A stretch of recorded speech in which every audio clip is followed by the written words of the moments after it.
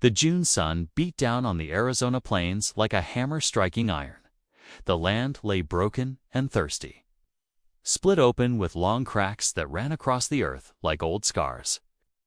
Even the wind felt dry, scraping across the ground as if trying to peel the last bit of life from it. Elias Ward rode slowly along the northern fence line of his ranch, his shoulders stiff, his eyes tired. He was past 40 now, lean and worn by years of hard seasons. His shirt was faded, his hat bent out of shape, but he still checked that fence every morning. He hated it, but drought had a way of bringing trouble if you stopped paying attention. His horse slowed near a broken post. At the base of it lay something small and dark against the pale dirt. At first, Elias thought it was nothing more than a torn sack dragged there by the wind. He almost rode past it. Then the horse snorted softly and stepped closer. Elias felt his chest tighten. He slid down from the saddle and knelt in the dust. It was a little Apache girl, no more than 7 years old. Her body was curled tight, like she was trying to hide from the sun itself. Her lips were cracked and bleeding. Her skin was hot and dry. In her small hands, she clutched an empty canteen as if it were the last thing keeping her alive. Elias leaned close and listened. Her breathing was thin, so faint it barely stirred the air. He looked around the open land. There were no tracks, no riders, no camp signs. Just endless heat and the lonely wind. In that moment, a memory rose in him, sharp and sudden. His wife, Clara, lying pale and still years ago, taken by fever while he stood helpless beside her. He had sworn back then that loss would never touch him again. Without thinking any further, Elias pulled his own water skin from his belt. It was nearly empty. He tipped the last precious drops onto the girl's lips. She flinched, then swallowed. A small sound escaped her throat. Her fingers tightened around the bag. That was enough. Elias knew she still wanted to live. He lifted her into his arms. She felt light as dry straw, but her body burned with heat against his chest. He turned his horse toward home and rode hard. Dust rose around them, stinging his eyes and throat. The sun showed no mercy. Still, Elias rode on. Deep inside, something had shifted. From that moment on, he knew he could never again turn away a thirsty soul. His cabin sat alone in the middle of scorched land where creeks once ran. Now there was only white sand and gray, withered grass. Thorny shrubs poked up from the ground like bones. The old windmill nearby had lost a blade and groaned with every gust of wind. The water tank beside it held nothing but cracked mud. Elias carried the girl inside and laid her on the single bed near the stove. He lit a fire and warmed a small pot of water scraped from the bottom of a clay jar. He wiped the dust from her face. Her shoulders were sharp and thin. Her eyes barely opened. Still, her chest kept rising and falling, refusing to give in. Elias sat in a chair and watched her breathe. The cabin had been silent for years. Since Clara died, only wind and fire had kept him company. He went to town only when he had to. Folks knew him as a quiet man who wanted no trouble. He had stayed clear of land fights and water arguments, and especially clear of Kane Morrison, the man out east who built a dam and sold water to desperate people for cruel prices. Now the silence was broken by the soft breath of a child. Elias brushed damp hair from her forehead and whispered that she had to keep living. That night, he did not sleep. The wind howled outside like a pack of starving animals, but the fire kept the girl warm. Elias understood something final. Life was no longer his alone. By the third morning, light spilled over the distant hills, turning the land gold. The girl's breathing was stronger. Color had returned to her skin. Elias stepped onto the porch, his eyes red from days without rest. He hung the empty canteen on a wall inside the cabin, a reminder of the choice he had made. Suddenly, one of the mules snorted and pawed the ground. Elias lifted his head. Far out on the cracked land stood 3 figures, tall against the bright morning sun. They moved slowly, but with purpose. As they drew closer, Elias frowned. They were larger than anyone he had seen in years. The woman in front stopped 20 paces from the porch. She was Apache, broad-shouldered and powerful, her long black hair braided thick down her back. Her eyes were sharp, proud, and heavy with sorrow. Behind her stood 2 others, one younger and strong, the other older and weathered by the sun. No one spoke. The silence pressed down hard. Elias rested a hand on his rifle, more from habit than fear. The woman stepped forward and spoke, her voice low and steady. "You are holding our sister." Elias glanced back toward the cabin where the little girl slept. For a brief second, he thought about letting fate take its course. Then he knew better. His voice came rough and dry. "She's breathing because I gave her water. If she's yours, come take her." The woman nodded once. The 3 stepped onto the porch, and the old cabin seemed to tremble as they crossed its threshold. The cabin felt smaller the moment the 3 women stepped inside.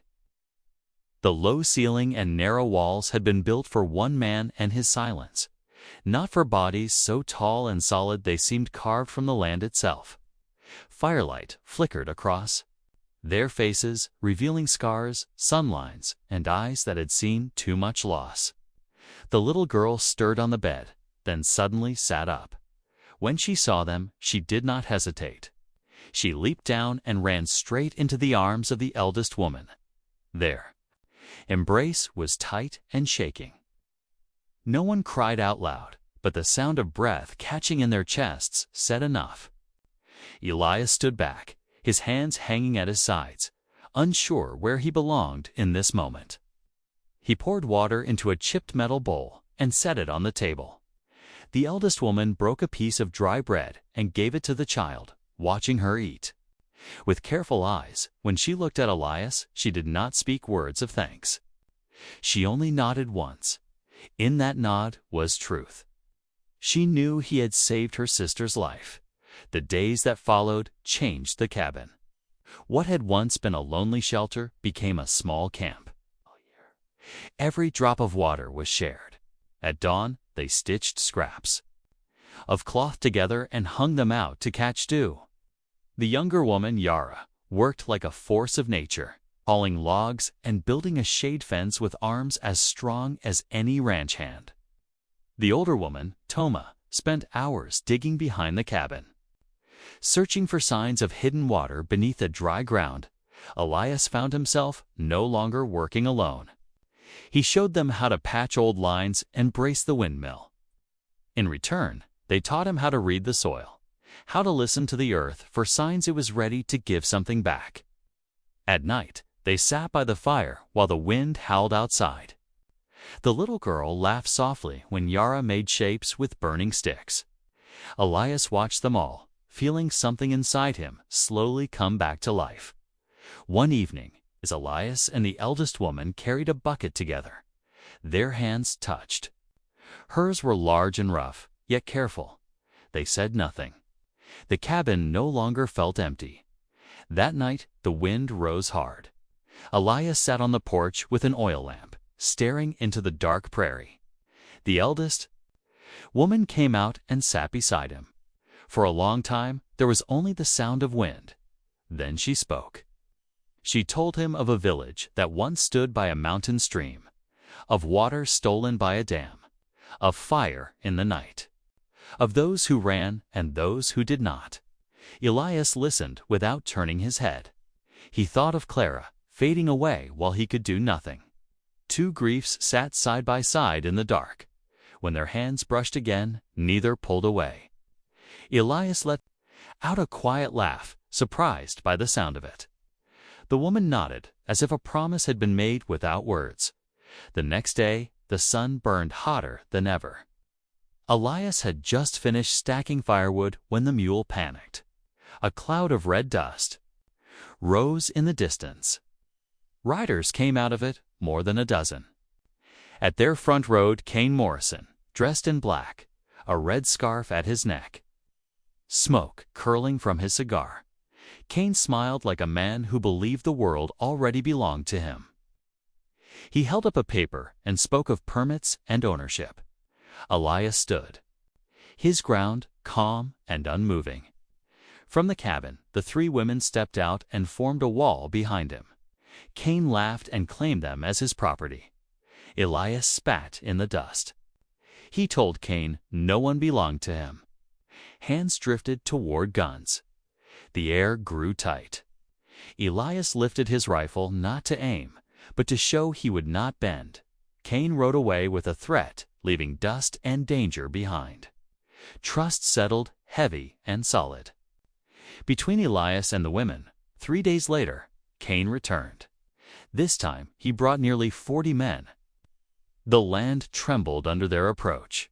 Elias stepped onto the porch with his rifle. The eldest woman placed a hand on his shoulder and said they would stand here. Kane's men spread out, circling like wolves. Then the ground began to shake. From the west came thunder. A wall of dust rose, thicker than before. Out of it burst hundreds of Apache riders, their horses pounding the earth. Kane's confidence shattered. Weapons dropped. Horses reared. An Apache leader raised a battered canteen, burned and stained, and accused Kane of stealing water and killing people. The truth fell harder than any bullet. Kane tried to draw his gun. An arrow struck the dirt at his feet. He was dragged down, his paper permit falling uselessly into the dust as silence returned.